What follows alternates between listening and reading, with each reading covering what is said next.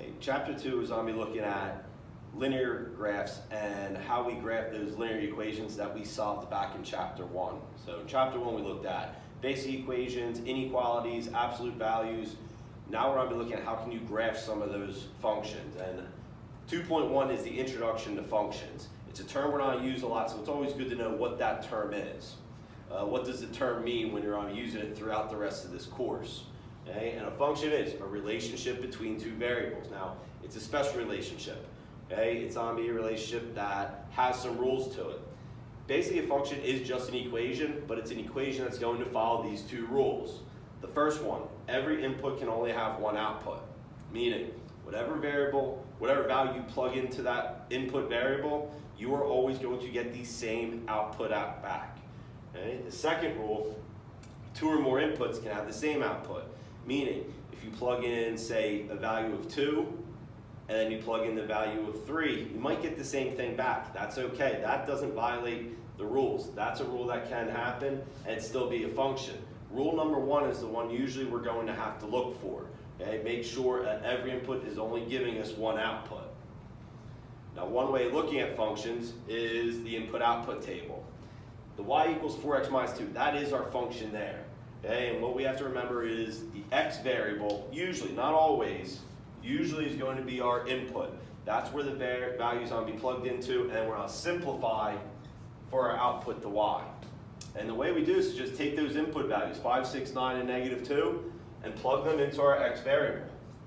4 times 5 minus 2 gives us 18. 4 times 6 minus 2 gives us 22. And we would just keep moving down the line, getting those values and simplifying. 34 and -10. And input-output table, I can make that as big as I wanted to. There's infinite values. We could plug infinite values into that function and keep getting outputs back. Each set that we form in an input-output table, it's called a relation. Okay? And that relation can be written as an ordered pair. So from Algebra 1, you should know ordered pairs, plotting those points. 518 is considered a relation. We have our x value, we have our y value. Okay? So there's how you construct an input-output table.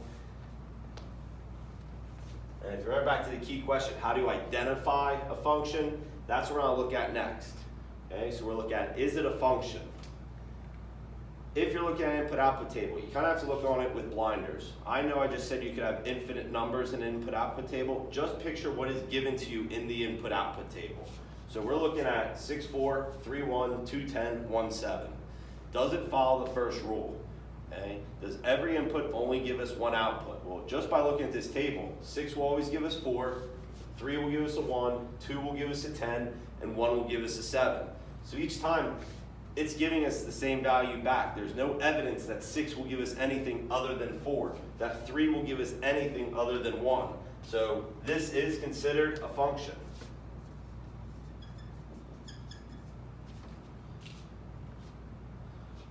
For this one, 4 is 3, 19 is 2, 2 is 7, and 4 is 9. Well, looking at this, again, blinders, just looking at this small sample that we have here, we have 4 gives us 3, and 4 gives us 9. Okay? Well, right there, that violates the first rule.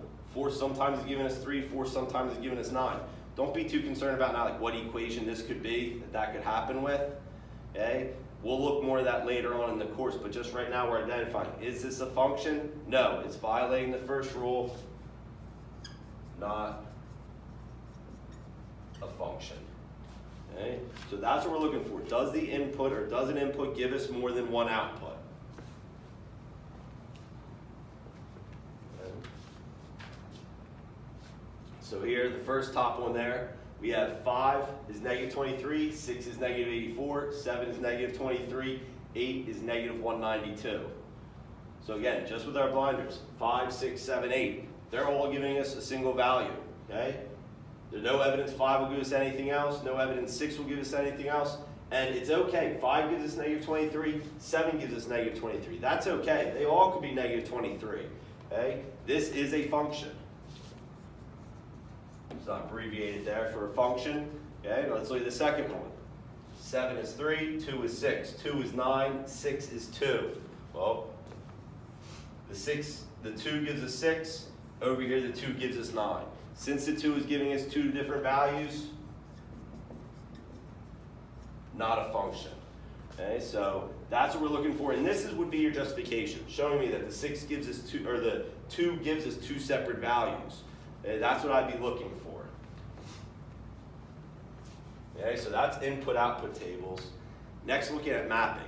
Now, when we're looking at mapping, the reason you call this a map is because at the end, it will look like a road map. What you have is two columns of values. You have a column for your output, or sorry, for your input. And let's just say I'm making these numbers up. 2, 3, and 4 are our input.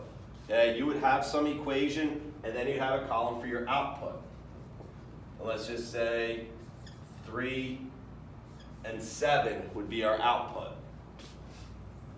And what you would have, the reason it's called a map is because now you would have lines.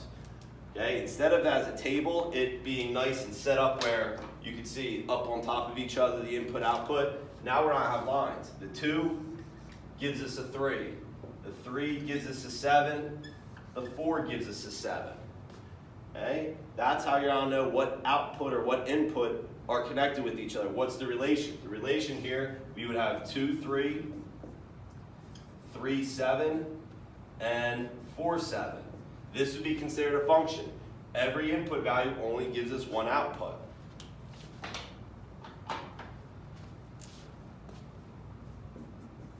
Let's say another example, 1 and 2.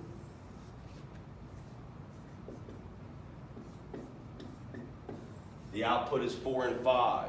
Now if we're looking at this, and I tell you 1 is giving us 5, 2 is giving us 4, and 2 is also giving us 5. Well, right there we can see the 2 is giving us two different values. 2 hours are coming from 2, so that would end up being not a function. Okay. So you're looking for the hours. How many hours are coming from the input? If more than 1 hour is coming from an input, it's not considered a function. So that's mapping.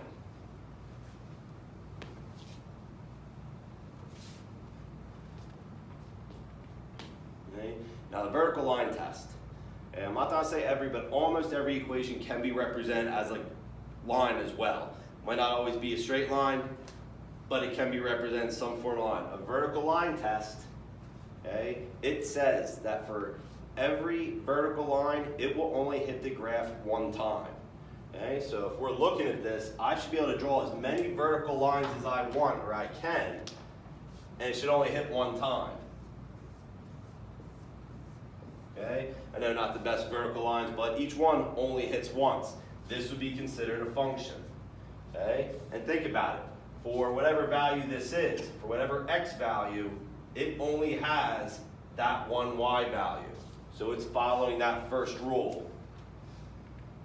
Okay, if we have these over here, okay, just showing a bunch of vertical lines, that would be a good function. Down here, bunch of vertical lines, that's considered a good function. Over here, as soon as I draw one line, it hits twice. This one is not a function. Okay, and let's think about it. The x gives us y1, whatever y that is here. Down here, that same x value is giving us a second y. Okay, so that's not going to work out. That's not giving us, that one output is giving us two different, that one input is giving us two different outputs. This one is not a function. Okay, so you're going to have to think about how many times does that vertical line hit. Okay, so that's going to be the end of the first part of 2.1, just identifying if it's a function or not.